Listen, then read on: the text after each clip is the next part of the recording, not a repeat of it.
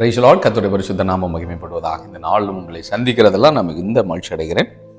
பாருங்க, கர்த்தருடைய வார்த்தை இப்படியாய் சொல்கிறது. வெளிப்படுத்தின விசேஷம் 1வது அதிகாரம் 7வது வசனம். இதோ மேகங்களுடனே வருகிறார், கண்கள் யாவும் அவரை காணும், அவரை குத்துனவர்களும் அவரை காண்பார்கள், பூமியின் கோத்திரத்தார் எல்லாரும் அவரை பார்த்து புலம்புவார்கள். அப்படியே ஆகும். ஆமென். ஒரு வார்த்தை ஜெபிக்கலாம். பரிசுத்த பிதாவே, இந்த நல்ல வேளைக்காய் நன்றிப்பா. எங்க கூட நீங்க பேசுங்க.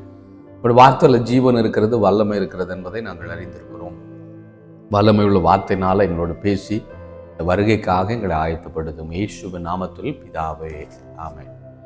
அன்புக்குரிய கர்த்தருடைய பிள்ளைகளை, நமக்கு தெரியும், வெளிப்படுத்தின விசேஷத்தை குறித்து நீங்களும் நானும் அறிந்திருக்கிறோம். கடைசி காலங்களில் நடக்கிற சம்பவங்களை குறித்து அதிகமாக சொல்லப்பட்டதான ஒரு அதிகாரம். இனி வரும் காரியங்கள், இனி சீக்கிரத்தில் சம்பவிக்க போகிற காரியங்களை குறித்து அதிகமாக இந்த வெளிப்படுத்தின விசேஷத்தில் சொல்லப்பட்டிருக்கிறத நீங்கள் முதல் வசனத்தை படித்தால் தெரியும்.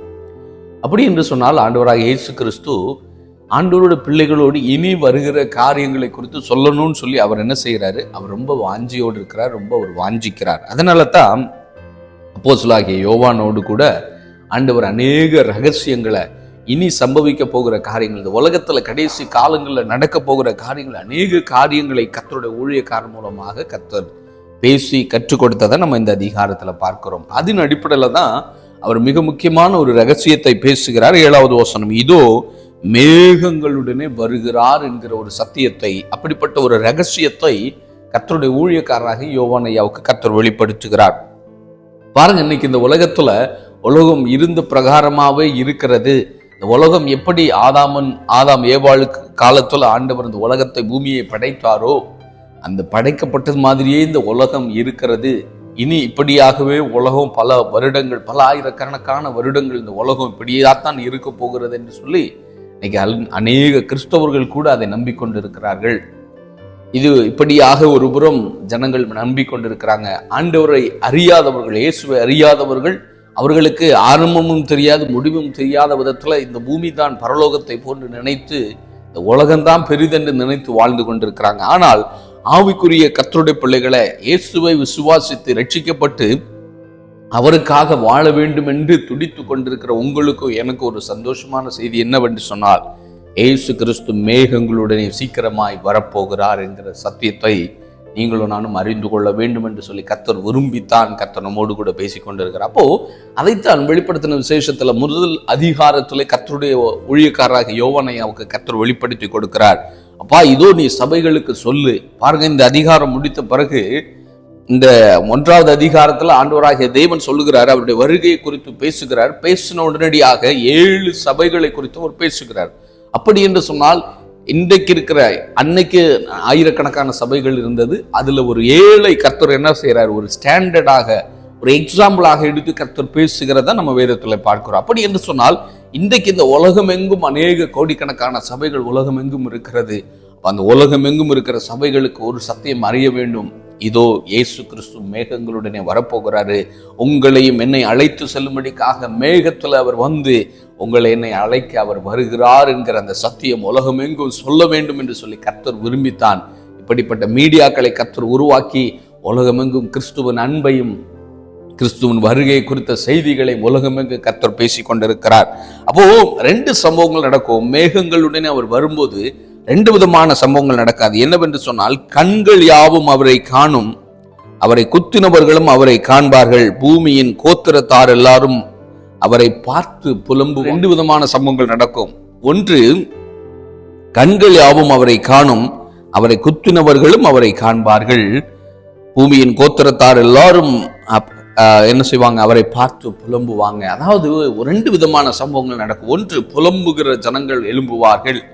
ஆண்டவருடைய வருகையில, அதாவது கைவிடப்பட்ட ஜனங்கள், ஆண்டவருக்கு விரோதமாய் எழும்பினவர்கள், துன்மார்க்கமாய் நடந்தவர்கள், கர்த்தரை விட்டு விலகி இந்த உலகத்துல மனம் போன போக்கில் வாழ்கிற கிறிஸ்தவர்களும் உண்டு. இயேசுவை அறியாத அநேக திரளான கோடிக்கணக்கான ஜனங்களுக்கு ஒரு சம்பவம் நடக்குமா? ஆண்டவருடைய வருகையில ஒரு பெரிய புலம்பல் உண்டாகும். ஏன் புலம்பல்? ஐயோ, இப்படிப்பட்ட இயேசு கிறிஸ்துவை நான் விட்டு விட்டேனே, இப்படிப்பட்ட மகிமையான அந்த ஆண்டவரை நான் விட்டு விட்டேனே என்கிற ஒரு ஏக்கத்துல அவங்க என்ன செய்வாங்களாம்?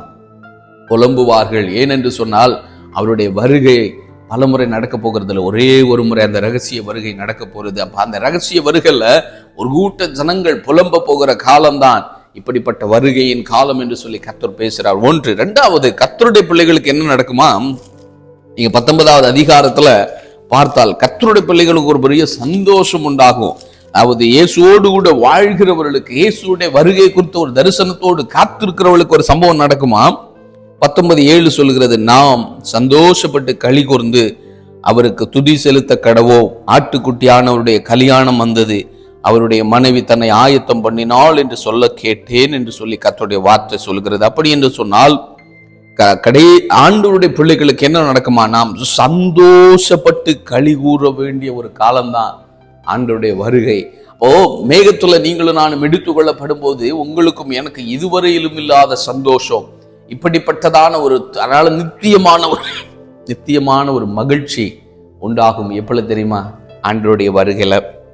அதனால உலகத்துக்கு ஒரு சம்பவம் புலம்பல், ஆண்டவருடைய பிள்ளைகளுக்கு நித்தியமான ஒரு மகிழ்ச்சி வரப்போகிறதுங்க. அதனால இன்னைக்கு ஒருவேளை உங்க வாழ்க்கையில புலம்பலோடு, ஐயோ என் வாழ்க்கை இப்படி ஆகிவிட்டது, என் வாழ்க்கையில இவ்வளவு பிரச்சனைகள் மத்தியில நான் வாழ்ந்து கொண்டிருக்கிறேனேன்னு சொல்லி ஒருவேளை நீங்கள் இன்னைக்கு தவித்து கொண்டிருக்கிறீங்களா? கவலைப்படாதீங்க. வரக்கூடிய வருங்காரியங்களை குறித்து யோசிச்சு பாருங்க. இயேசு சீக்கிரமாய் வருகிறார். அவர் வந்து உங்க வாழ்க்கையில நித்தியமான மகிழ்ச்சியை தர அவர் சீக்கிரமா வரப்போறாரு. அவரை விசுவாசிங்க. அவர் நிச்சயமாகவே அவருடைய வருகையில எடுத்துக்கொள்ளப்பட வேண்டும். மேகத்துல நானும் எடுத்துக்கொள்ளப்பட வேண்டும் என்கிற ஒரு ஏக்கத்தோடு நீங்களும் நான் வாழ்வோம். இந்த நாட்கள்ல ஒருவேளை உலகத்துல பல பாடுகள் உண்டு, வேதனை உண்டு, கண்ணீர் உண்டு, உபத்திரம் உண்டு. அதெல்லாம் லேசான உபத்திரம் என்று சொல்லி கர்த்தருடைய வார்த்தை சொல்லுது. இந்த உலகத்துல இருக்கிறதெல்லாம் சீக்கிரமாய் முடிந்து போகக்கூடிய உபத்திரவம் தான். இந்த உபத்திரவத்தை கண்டு கலங்காதீங்க. உங்களுக்காக நித்திய மகிழ்ச்சியை கர்த்தர் வைத்திருக்கிறார். இந்த பூமியிலும் ஒருவேளை நீங்க துக்கத்தோடு இருந்தால் அந்த துக்கத்தை மாற்றி பூமியிலும் சந்தோஷப்படுத்தி நித்தியமான சந்தோஷத்துக்குள்ளே கர்த்தர் நடத்தும்படிக்காக அவர் மேகங்களுடனே சீக்கிரமாய் வரப்போகிறார். பரிசுத்த பிதாவே, நீ பேசின வார்த்தைக்காய் நன்றி. இந்த வார்த்தைகள் 30, 60, 100 மடங்கு கனி உள்ளதாய் மாறட்டும். இயேசுவின் நாமத்தில் பிதாவே, ஆமேன், ஆமேன்.